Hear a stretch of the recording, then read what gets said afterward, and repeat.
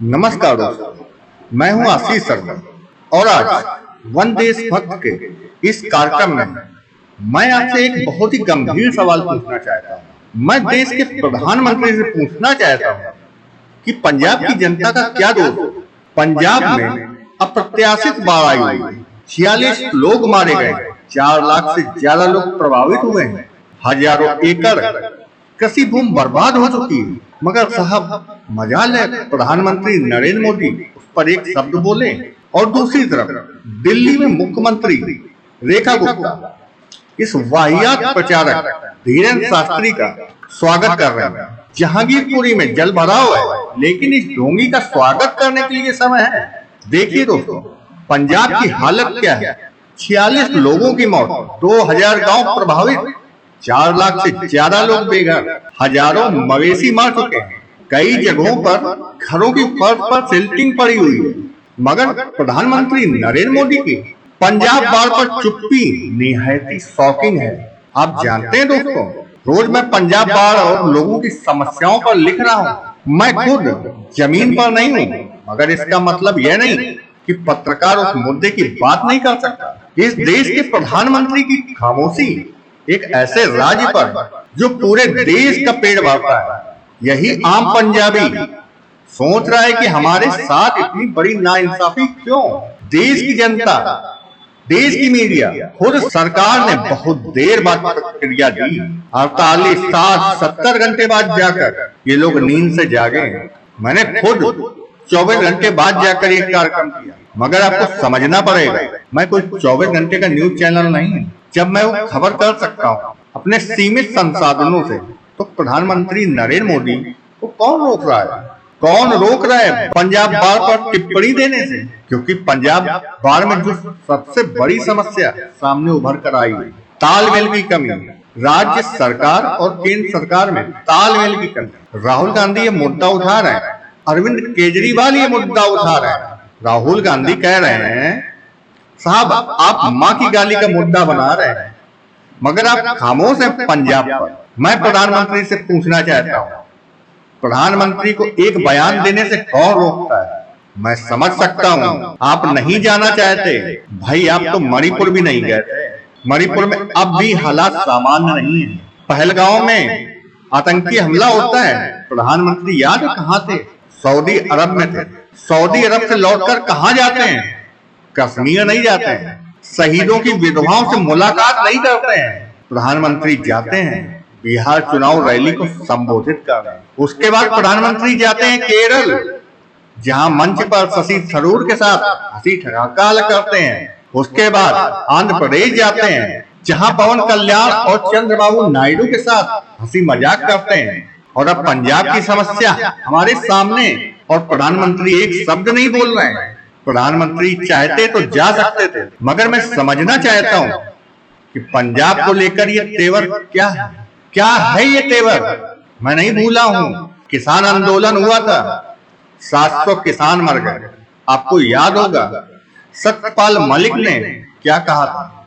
सत्यपाल मलिक ने कहा था कि मैं प्रधानमंत्री के पास गया, 700 किसान मर गए, कुछ कीजिए आप। तो सत्यपाल मलिक और आज तक भाजपा ने इसे गलत नहीं बताया।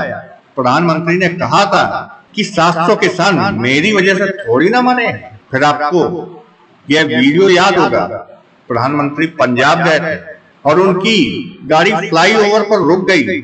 क्योंकि 1 किलोमीटर दूर पंजाब के किसान उनके खिलाफ प्रदर्शन कर रहे थे। प्रधानमंत्री वापस लौटते हैं एयरपोर्ट और एएनआई के मुताबिक मुख्यमंत्री से कहते हैं, कहना अपने मुख्यमंत्री से, मैं किसी तरह से अपनी जान बचाकर आया। जबकि आप जानते हैं दोस्तों, उस वीडियो में प्रधानमंत्री नरेंद्र मोदी जिस फ्लाईओवर पर फंसे थे, उस फ्लाईओवर पर किसान नहीं थे, खुद भारतीय जनता पार्टी के कार्यकर्ता थे। तो क्या पंजाब में उस वक्त प्रधानमंत्री नरेंद्र मोदी को अपने ही कार्यकर्ताओं से जान का डर सता रहा था? मगर बदनाम आपने किसे कर दिया? पंजाब के किसानों को कर दिया। याद कीजिएगा दोस्तों, पंजाब के किसान जब आंदोलन कर रहे थे सड़क पर कृषि कानूनों के खिलाफ, तब इसी सरकार ने सुप्रीम कोर्ट में एफिडेविट में खालिस्तान शब्द का इस्तेमाल किया था। पंजाब के किसानों को बदनाम करने के लिए वो जो पूरा किसान का आंदोलन था प्रेरणाप्रद साबित हुआ। इक्का दुक्का घटनाएं हो गई होती और होती भी हैं। और उस वक्त क्या हो रहा था, आप लगातार आंदोलन कर रहे किसानों को भड़का रहे थे। भाजपा के नेता पहुंच जाया करते थे, उनके समर्थक पहुंच जाया करते थे और उन्हें भड़काते थे। मगर यह जो हो रहा है यह निहायती शर्मनाक है। प्रधानमंत्री का इस तरह से खामोश रहना कुछ कहता है कि उनकी प्राथमिकताएं दरअसल क्या है। ये बहुत कुछ कहता है। उनकी खामोशी, वहां की सरकार ये मांग कर रही है कि केंद्र सरकार को पंजाब को राहत पैकेज देना चाहिए। आम आदमी पार्टी के सांसद संजय सिंह यही मांग कर रहे हैं। क्या केंद्र सरकार इस पर काम करेगी? और सबसे बड़ी बात, इस बात का ऐलान अब तक क्यों नहीं किया गया है? संजय सिंह कह रहे हैं, मैं पठानकोट में जो हमारे मंत्री हैं पंजाब सरकार के, लालचंद कटारिया जी, उनके साथ लगातार वो अपने साथियों के साथ पूरे क्षेत्र में दिन रात मेहनत कर रहे हैं। ये रास्ता करीब 22 गांवों को जोड़ता है। यह पाकिस्तान के बिल्कुल बॉर्डर का एरिया है। मैं केंद्र सरकार से मांग करता हूं कि ऐसी मुसीबत की घड़ी में आप राज्य सरकार को एक पैकेज का ऐलान कीजिए।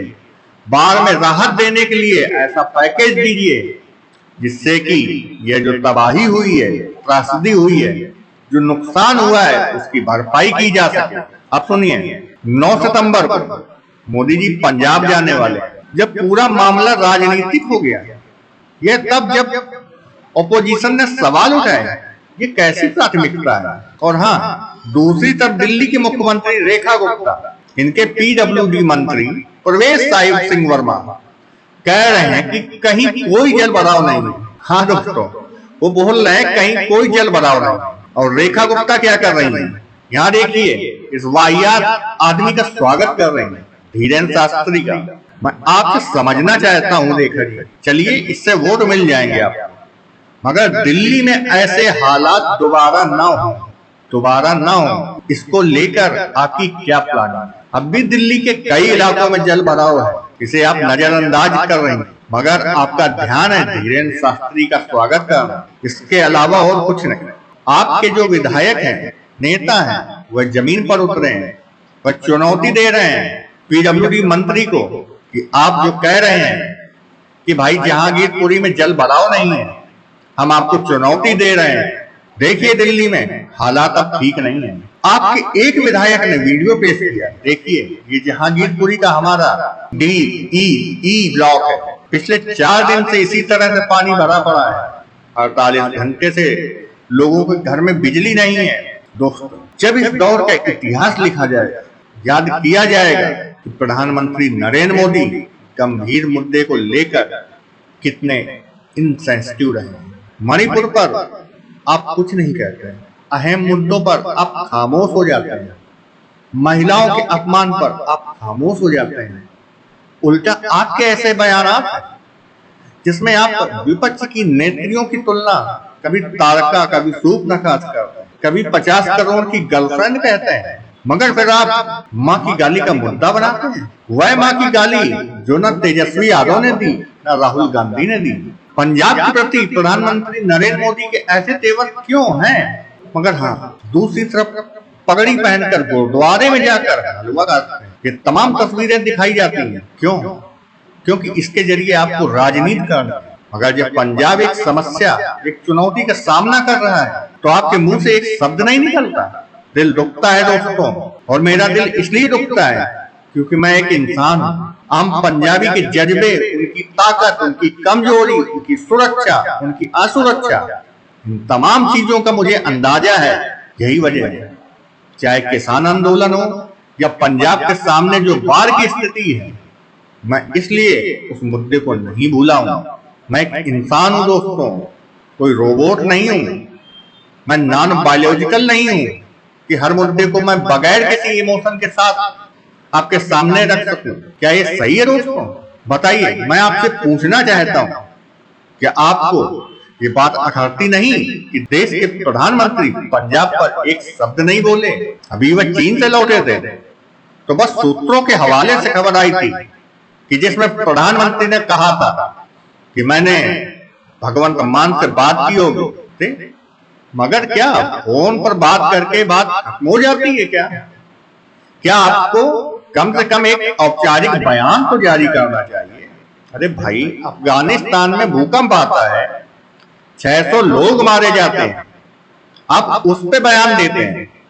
पंजाब में त्राहिमाम मचा हुआ है, मगर साहब मजाल है, मेरे प्रधानमंत्री एक शब्द बोलिए पंजाब पर, कुछ बोलिए प्रधानमंत्री जी। दोस्तों, यह वीडियो पसंद आई हो तो शेयर करें, सब्सक्राइब करना बिल्कुल ना भूलें। आशीष शर्मा को इजाजत दीजिए। नमस्कार।